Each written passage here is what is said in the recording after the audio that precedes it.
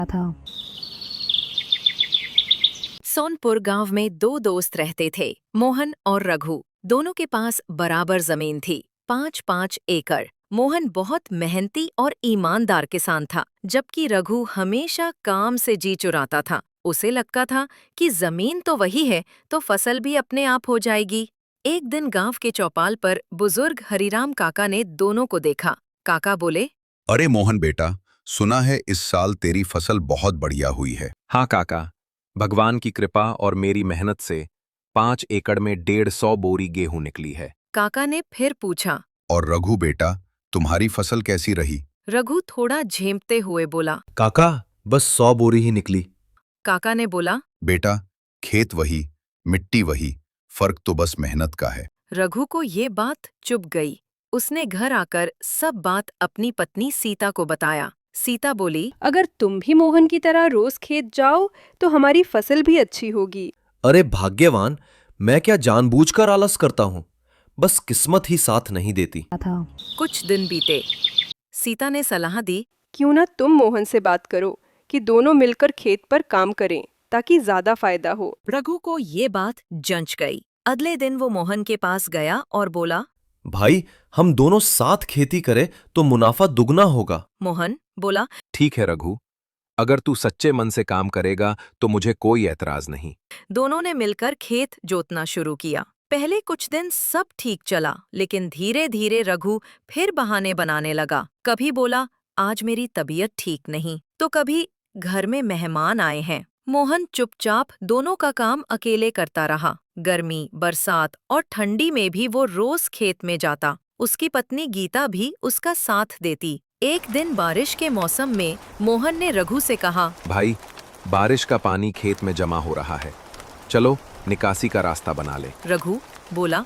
आज तो मैं शहर जा रहा हूँ, तू ही देख ले। मोहन ने फिर अकेले ही सारा काम किया। था। कई महीने बाद फसल तैयार हुई। दोनों ने मिलकर कटाई की और गेहूं की बोरियां भर दी। मोहन बोला। रघु, कल सुबह अपन इन बोरियों को मंडी में बेच आएंगे। रघु बोला। ठीक है मोहन भाई, लेकिन कल मुझे थोड़ा काम है, तुम चिंता मत करो, मैं परसों चलूंगा मंडी। मोहन बोला। आज बस इन्हें बैलगाड़ी में लाद लेते हैं। लेकिन रात को रघु की पत्नी बोली, अरे सुनो जी, अगर तुम ये सारी बोरियां अपने घर के पीछे वाले कमरे में रख दो तो कौन जानेगा। मोहन समझेगा कि मंडी में कोई चोर बोरियां उठा ले गया। सारा अनाज तुम्हारा ही होगा। रघु थोड़ा सोच में पड़ गया। लेकिन मोहन को क्या बोलूंगा? बस इतना कह देना कि बोरियां यहीं रखी थीं और रात में चोरी हो गई। वह क्या कर लेगा? चोरों के खिलाफ कौन कुछ कर सकता है। रघु को बात पसंद आ गई। उसने कहा, वाह ये सब मेरे भाग्यवान, लालच का नतीजा है। तुम्हारा मुझे दिमाग माफ तो कर बड़ा दो। तेज है। रात में जब सारा गांव सो गया, रघु ने बैलगाड़ी से सारी बोरियां उतारी और अपने घर के पीछे वाले कमरे में छुपा दी। उसने सोच लिया कि कुछ दिनों बाद फसल को शहर में बेच देगा। था। अगले दिन सुबह मोहन आया। रघु भाई, चलो मंडी चलते हैं, अनाज बेच देते हैं। रघु घबराकर बोला, अरे मोहन भाई, बड़ी मुसीबत हो गई, रात में चोर सारी बोरियां उठा ले गए। मैं भी सुबह उठा तो देखा कुछ नहीं बचा। मोहन हैरान रह गया। अरे ये कैसे हो गया? पूरी मेहनत का फल चला गया। रघु ने दुखी होने का नाटक किया और बोला, क्या करें भाई, अब भगवान की मर्जी, मेहनत तो अपन दोनों की थी, नुकसान भी दोनों का हुआ। मोहन चुपचाप घर चला गया। घर आकर वो बहुत दुखी था। पत्नी ने देखा तो बोली, क्यों उदास हो? क्या हुआ? मोहन ने सारी बात बता दी। पत्नी मुस्कुराई और बोली, कोई बात नहीं जी, फसल चली गई तो क्या हुआ।